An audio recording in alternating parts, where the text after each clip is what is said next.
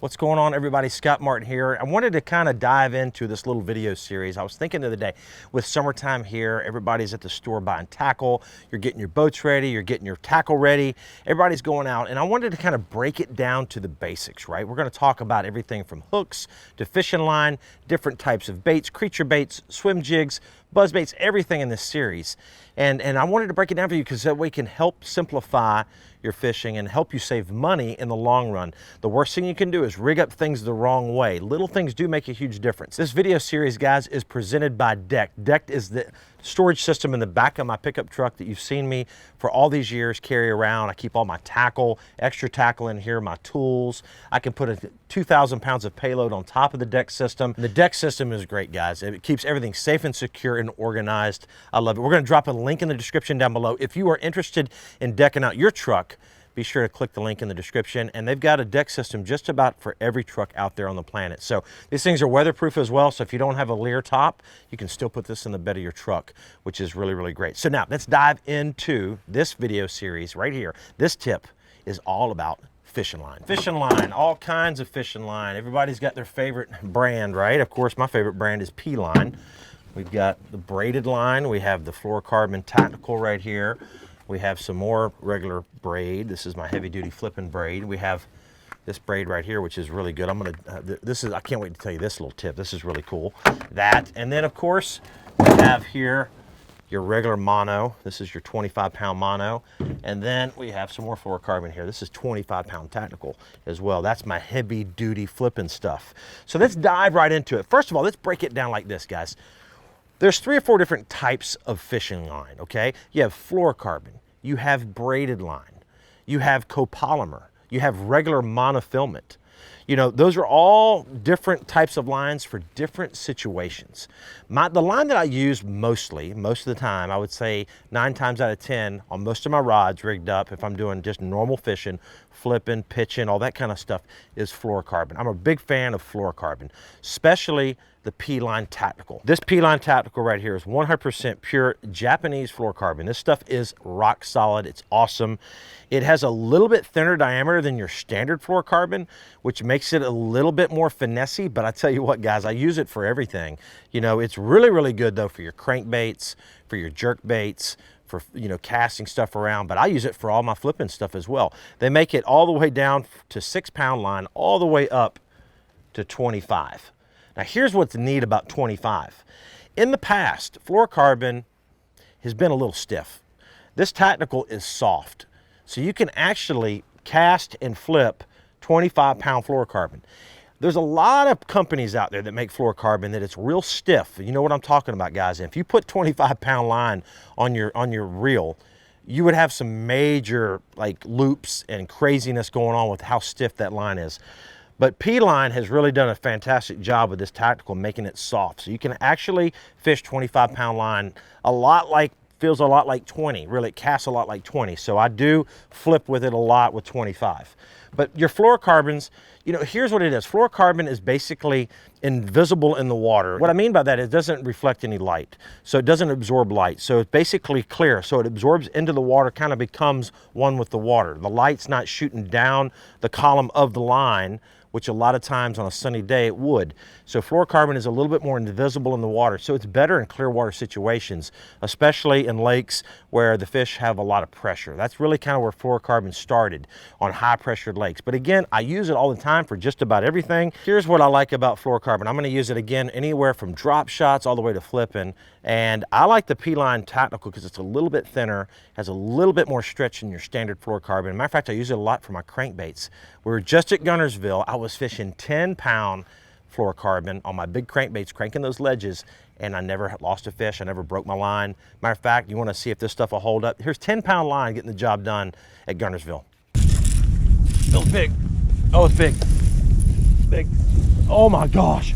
Oh my gosh, dude. Oh my gosh. It's a 7 or 8 pounder, dude.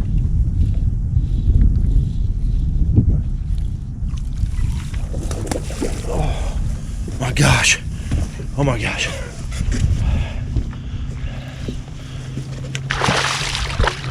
Yeah! Boof! Boof! Woo! Pretty cool, huh? I mean, who would have thought 10-pound line? Now, here's the reason I fish 10-pound line on those crankbaits. It allows that crankbait to get down to the maximum depth the quickest, right? It keeps me in that strike zone really well. So I like the fluorocarbon, again, for my crankbaits all the way up to my flipping, and I'll use it, just use it for everything, except top water, okay? You can't use top water on fluorocarbon because fluorocarbon does want to sink on you. It has a sinking property, and it's really going to mess up your topwater fishing. So if you're going to throw a buzz bait, a frog, a walking bait, a popping bait, anything like that, you're not going to want to pick fluorocarbon. Stay away from that and pick your standard monofilaments. So let's jump into monofilament now. This is a 25-pound monofilament CXX, this stuff right here. I mean, you could literally anchor your boat with it. I don't use the 25-pound often. I just happen to have this for example today, but 15 to 20-pound line is kind of what I probably use it the most for. Again, buzz baits, walking baits, any of your top water lures, works really well with monofilament, or if you need a little stretch. There are some people out there, some really hardcore spinnerbait fishermen, that like a little bit of a delayed response when that fish hits that spinnerbait, and a lot of guys, old school guys, will throw 20-pound monofilament on their spinnerbaits because that fish hits, kind of gives them a little time to set the hook. Monofilament is your stretchiest line of all the types of line. Then you have fluorocarbon, which has about 10 or 12% stretch, all the way down to your braided line, which has 1 or 2% stretch, so hardly any stretch at all. But this right here might have up to 20 to 25% stretch depending on the type of line. But monofilament, I use it quite a bit, but not as much as fluorocarbon. But again, all my top water scenarios, the CXX or regular monofilament is the way to go. Let's talk braid. Okay, braid. A couple rules on braid. I see a lot of people make a common mistake. So if you have a spinning rod and you're going to rig up a spinning rod with braided line, which I like to do actually, I run straight braid to a fluorocarbon leader. If I'm fishing braid on a spinning reel, 30-pound, which this is this right here, 30-pound is the heaviest I will use on a spinning reel. I will always go down to 10 as well. So 10 to 30-pound, depending on the scenario, and more times than not, I'm fishing the 10. 30 is going to be the biggest line that I'm going to put on a spinning rod, and here's why.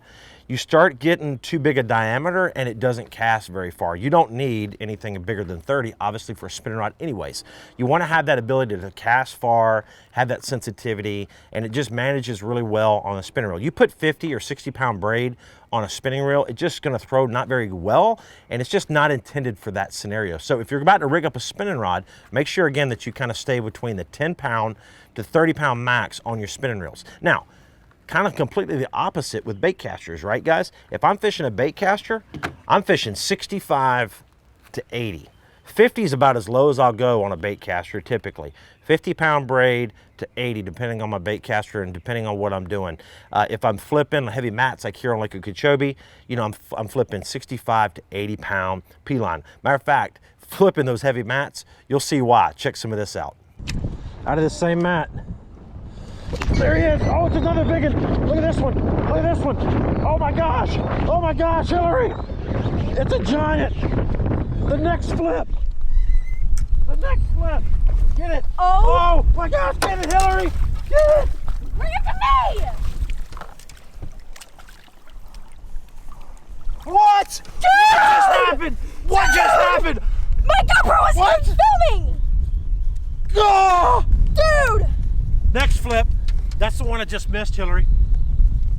I don't even know what to say right now. This is crazy. Yeah, now you know why I was spinning around. That's why I use 65 to 80-pound braid, because you can get those fish out of that heavy cover. And again, with swim jigs and stuff like that, I'm gonna fish with my 50 because I can cast it out far. It sinks a little bit better. It's just a little more manageable to cast better. It's just 50 is kind of like the perfect swim jig line, okay? So if you're gonna do a swim jig, 50. If you're gonna flip a jig, 65. If you're gonna punch mats, 65 to 80. That's kind of your three scenarios there. Again, spinning rods, spinning reels, 10 to 30 max on that. So, you know, most of this stuff is green. This line right here is just your standard green. I like that a lot when I'm flipping. But the one little thing that I do love a lot is, and this is great, check this out, guys. Oh yeah, check it out. Bright yellow braid. You know, I was on a lake, I was on Cumberland actually years ago, and I had regular green, 10-pound green.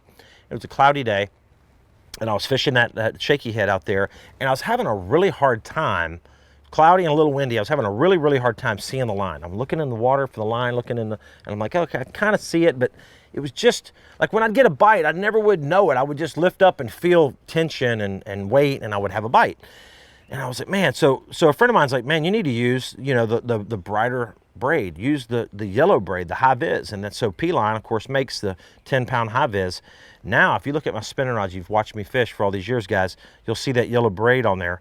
And I rigged this up, and now I can see that line. I can see it. I can see the lightest little twitch. So when here's the advantage. When you throw, you know, your light shaky head out, a Ned rig out, a drop shot out, and you're watching that belly of the line sink, you can tell when your worm or your bait hits the bottom, number one, you'll see the line stop moving. You can kind of tell. And then number two, when you get that real subtle little bite, a lot of times you'll see that line go, you won't even hardly feel it, right? But you see it kind of jump or twitch. And when you see that, of course, you know what that is. It's a bite. And so, you know, this high vis yellow really just makes you pay attention better. It allows you to catch more fish. Honestly, I would not even ever rig up a spinning rod without high vis yellow. There's just no reason not to just have high vis on there. Again, most of the time we're fishing it with some type of, you know, leader, you know, a 6 to 8 or 10 foot piece of fluorocarbon, you know, again, the tactical. You know, with that, if I'm fishing a drop shot, guys, with this, I'm gonna throw 8-pound test tactical on my 10-pound braid, okay, on my spinning rod.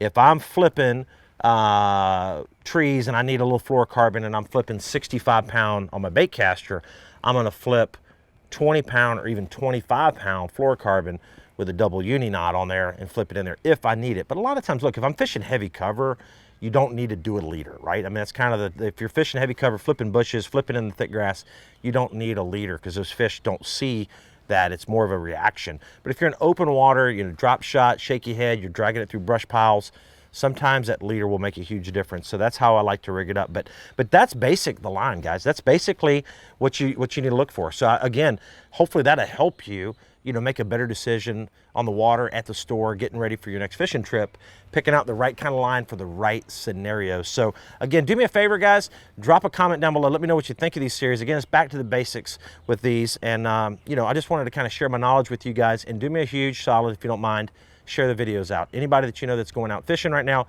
drop a comment, share the video out, and again, smash that like button. Thank you so much for all the support, guys. We're here for you. We'll talk to you soon. Bye!